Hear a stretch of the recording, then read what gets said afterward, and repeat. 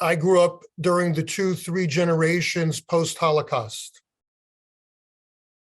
We thought that that was in the past. But sadly, in our day and age, we are seeing a resurgence of anti-Semitism. The analogies to the period of the Shoah, of the Holocaust, are overdone.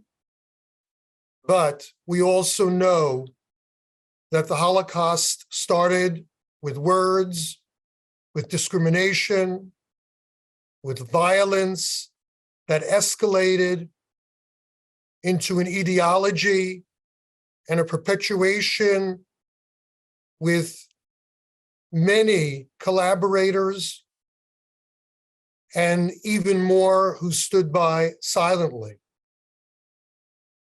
So we understand that there needs to be a response and that we cannot take any resurgence of anti-Semitism lightly. Who would have thought that in 2017, there would be a neo-Nazi march in Charlottesville where they were chanting, "Jews will not replace us"? Who would have thought that in 2018, they would murder 11 Jews in prayer at the Tree of Life Synagogue in Pittsburgh, followed by an attack at a synagogue near San Diego in 2019, and fatal attacks against Jews in Jersey City and in Muncie, and continuing with attacks against Orthodox, visibly Jewish Jews in Brooklyn that continue to this day, and attacks that are alleging to be anti-Israel, but they're just masquerading sometimes. They are anti-Semitic attacks against a yarmulke-wearing young man in Times Square in broad daylight just a couple of years ago.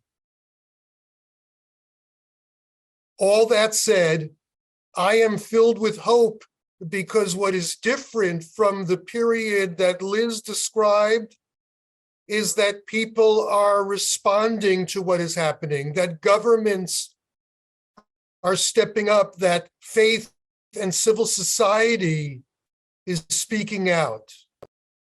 My hope is that the social, political, faith, and civic response will push back anti-Semitism to the margins where it had been for decades, and that it will not be allowed to be mainstreamed on the college campus, through social media,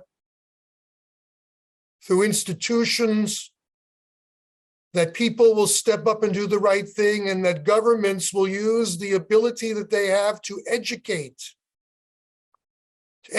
people about the story that Liz has told and many others. So I'm realistic, but I also am hopeful. Thank you.